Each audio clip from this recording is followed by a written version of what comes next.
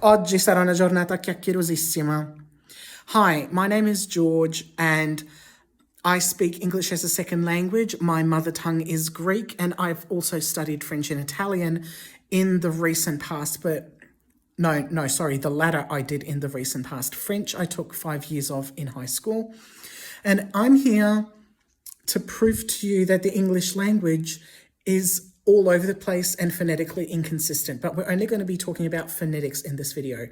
So I'm going to be comparing Italian with English phonetics and why it's easier for me to learn, and for pretty much anyone with a brain, just kidding, pretty much anyone who is concerned with phonetics, who wants to study a language and finds it difficult to keep up with the phonetic aspect of the language. Where was I going with this? Anyway, let's get straight into it. So, in Italian, there are very, very few irregularities when it comes to pronunciation. So let's take, for instance, the word October, right? The word October in English is spelt with a CT. Well, here's the thing. There are no words in Italian that contain CT in them, unless there's something that eludes me. So the word for October is not Octobre, it's Ottobre with a double T, but you have to pronounce the double T. It's not a sound that exists in English. It has a bit more depth to it. So you wouldn't say Ottobre, you would say Ottobre, right? I don't know if you can pick up on that. Now, there is no PT cluster in Italian. So you wouldn't say settembre for September. You would also say settembre with a double T.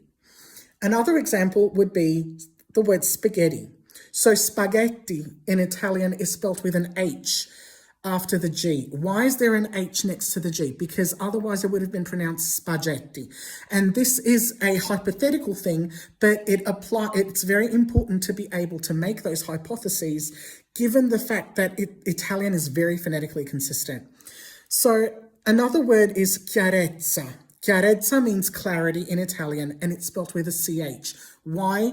Because if there was no H, it would be pronounced chiarezza. So the C and the I is pronounced chi. And then you have the A, so it makes it sound like cha. So instead, we say chiarezza because we added the H, which is similar to the spaghetti reference that has the H next to the G.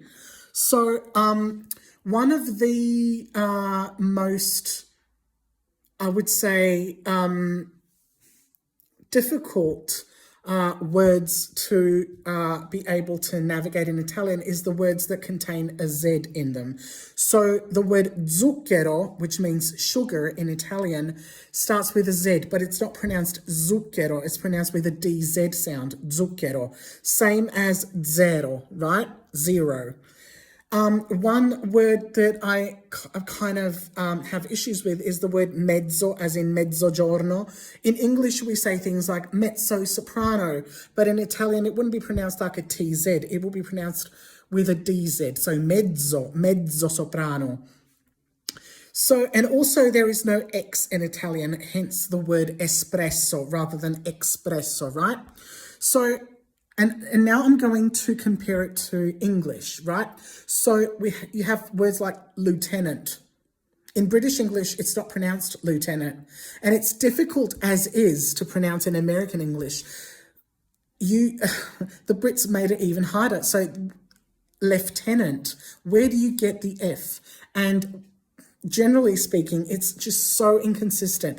The name Beatty, it's a family name, right? So there's an EA digraph in there, but why is it not pronounced Beatty? I guarantee you most foreigners, non-native English speakers will say Beatty instead of Beatty. Another one is halfpenny. Have you ever heard that word before? Halfpenny is spelt Halfpenny. So not halfpenny, it's pronounced halfpenny. And of course, one of my favorite ones, iron. In American English is pronounced iron. So the R is before the N, but it's spelt IRON. What's the deal with that? So if you want to study a language that you want to have phonetic consistency with, I suggest you study languages like French, Italian.